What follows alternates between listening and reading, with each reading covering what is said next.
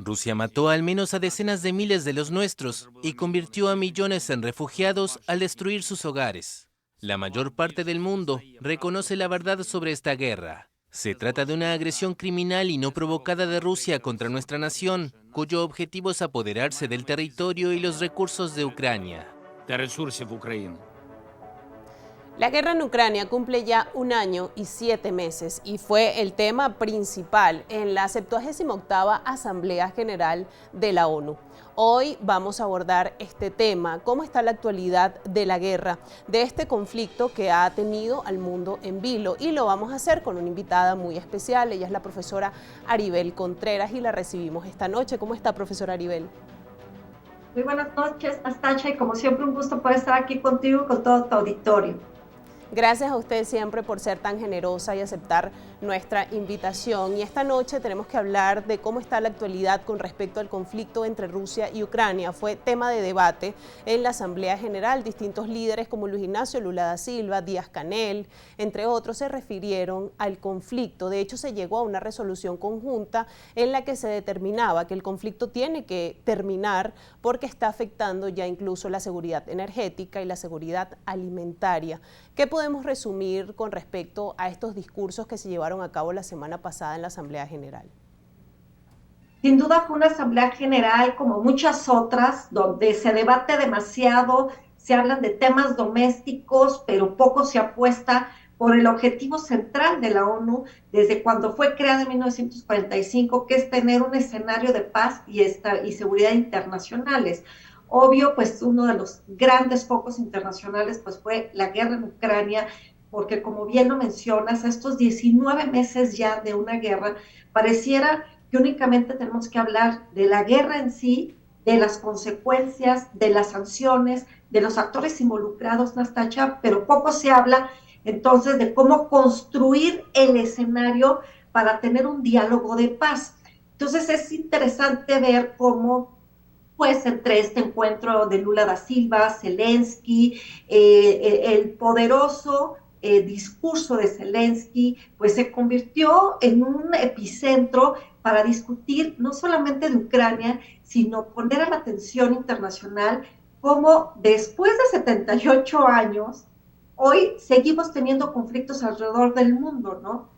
Lo mismo pasa en Siria, Armenia y Azerbaiyán, Ucrania, con diferentes orígenes, pero que al final de cuentas vemos cómo prevalecen los intereses geopolíticos y geoeconómicos de unos cuantos. Y cuando digo unos cuantos, es interesante ver cómo hay esta exigencia de muchos países y zonas geográficas donde exigen una reforma estructural de las Naciones Unidas para que no vuelvan a pasar otros 78 años y se tenga que seguir hablando de guerras en lugar de paz.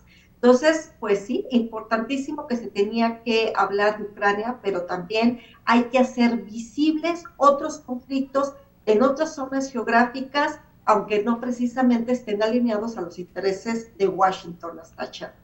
Profesor Aribel, en esta oportunidad Zelensky nuevamente vuelve a un gran podio internacional, como allí lo vimos, y de alguna manera volvía a pedir al mundo que siguiera apoyando a Ucrania con respecto a la guerra, cuando ya al pasar todo este tiempo de conflicto, pues ya los apoyos no empiezan a ser tan completos. Y en este punto también habló el ministro de Exteriores ruso, Sergei Lavrov, y dijo que Occidente ya estaba enfrentado a Rusia. ¿Cómo interpretar estas declaraciones y cómo entender en qué punto está el conflicto y si la Asamblea General de la ONU de alguna manera fue una sacudida para que la guerra de Ucrania volviese a entrar en la agenda internacional? Claro, me parece que lo describes muy bien cuando dices que la Asamblea General pues empieza a mover las platas tectónicas de la diplomacia, ¿no?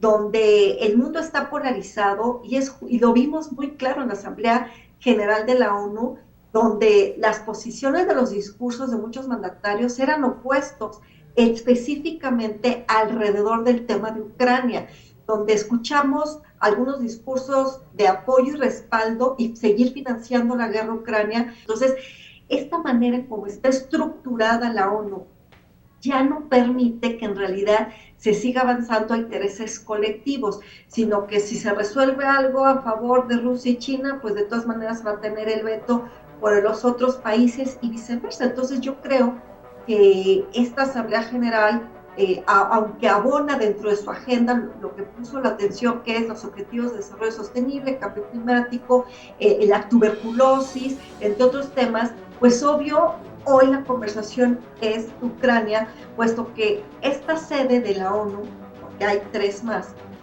y es parte de las cuestiones que ahora mismo se están debatiendo en el mundo, el tema del apoyo, sobre todo económico, a Ucrania, que lo vamos a conversar y analizar en el segmento siguiente con la visita de Zelensky a Estados Unidos y a Canadá. Al regreso analizamos este tema y cómo está realmente el apoyo de Estados Unidos a Ucrania en este conflicto con Rusia, que ya suma 1 año y 7 meses. Hacemos pausa y ya regresamos.